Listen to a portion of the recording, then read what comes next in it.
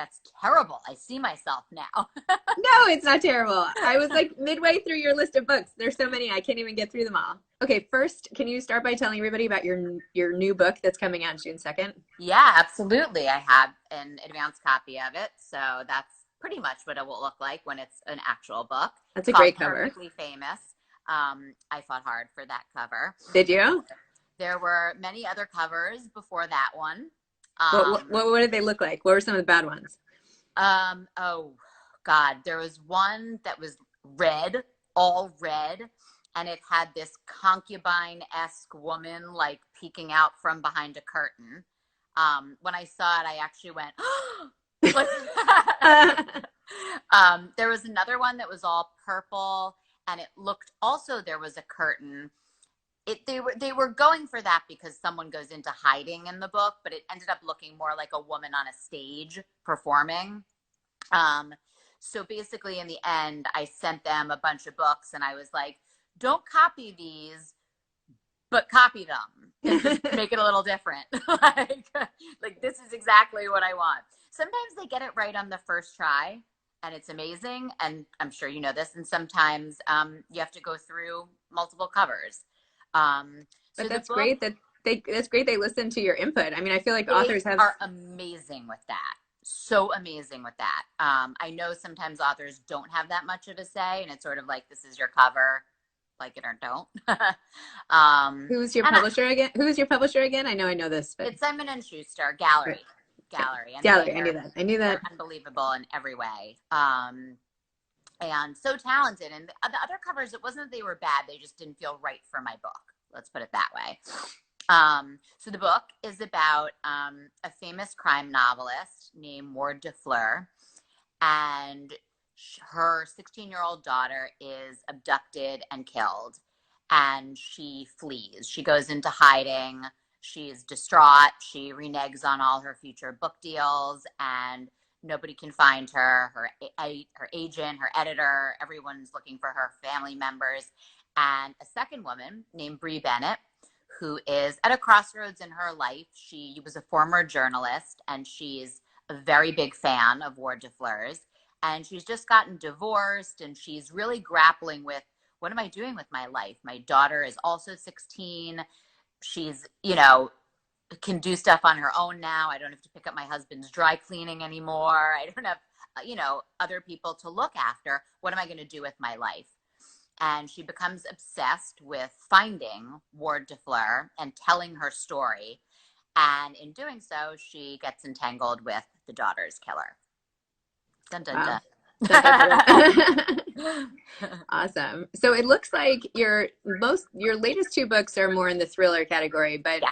You transitioned from more of like, what would you call it? Women's fiction. Women's fiction. Call it. That's what I was going to say, but yeah, no, I know some people don't like that term because like there's no men's fiction or whatever. Right. But yeah, I don't think many men were reading my books. They're women's beach read books. You can call them chick lit. You can call them upmarket commercial women's fiction. As long as you buy them, you can call them trash. I don't care what you call them. Just buy the book, But so I wrote Facebook Fairy Tales was narrative nonfiction. That was like nothing else I did. It was just sort of a right idea at the right time when Facebook was sort of exploding in the media. And it was like a chicken soup for the soul with a Facebook twist. And then I started doing what I always wanted to do, which was write women's fiction type novels. I wrote 4 of those with Penguin Random House. And then I decided I wanted to write something edgier, which was a little more congruent with my personality, take it up a notch and have more of a plot, a driving plot, a little bit of suspense, twists and turns. So I wrote Pretty Revenge. And in doing that, I also decided I just wanted a refresh on everything. And I moved over to Simon and Schuster. Even though I loved my time at Berkeley at Penguin Random House, I just wanted a new team, a reboot. And just an FYI, Pretty Revenge is on sale for $1.99 now on ebooks, across all ebooks. So in case anyone is looking for an entertaining read on the cheap. There you go. There you go. And I love, but I think that my that Pretty Revenge and Perfectly Famous still kind of walk the line between women's fiction. They're not like so far into the thriller that it's really, really dark. Clearly, there's a death of a teenage child in Perfectly Famous, so that's a little darker than Pretty Revenge, which was more dark because it was about revenge than anything else. Nobody was dying, but still, there's so much of a women's fiction element to just the conversations that the women have and the things that are going on when they're not, like, you know, on the chase or looking after someone, are still seem very women's fiction-y to me. Was it hard for you? I know you have 2 kids. Was it hard for you to write about the loss of a child? I feel like that's one of those things that it's hard to sometimes read. Not that I don't want to read, but you know, I'm just saying, like, it's so emotional. It is. It's definitely hard. And because I've, thank God, never been in that place, and I don't even know anyone who's ever been in that place who has, I shouldn't say that, not anyone who's ever lost a child, but anyone who's ever lost it in such a tragic, horrible way. So that definitely took a lot of, I don't want to say research, just more trying to understand what that would feel like, especially because the character has no significant other and this is her only child.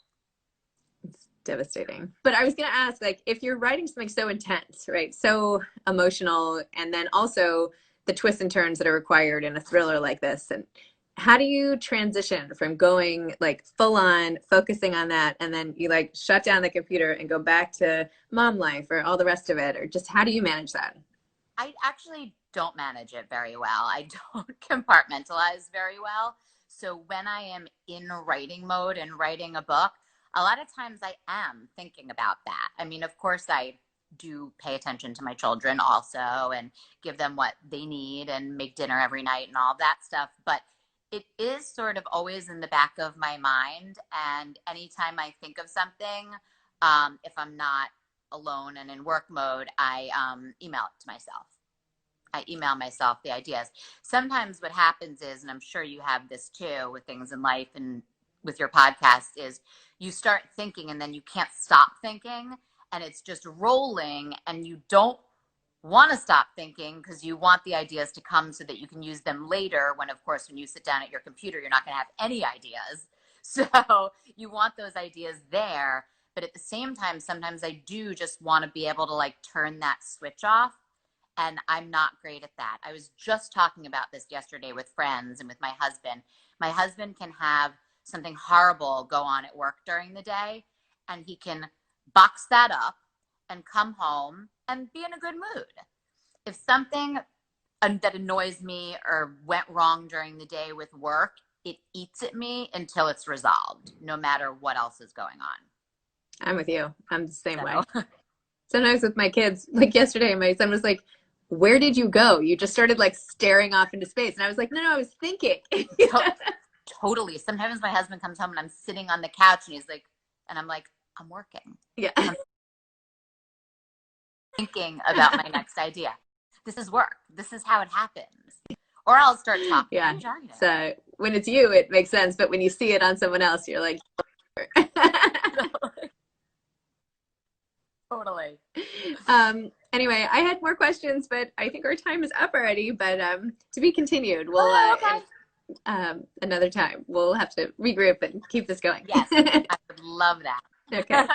And when we can actually see each other, maybe I can come into the city and have a coffee or something. That would be great. I feel like I'm never getting back to the city, but yes, that would be amazing. Thank you so much. Okay, bye, Emily. Have a great day. Okay. Bye.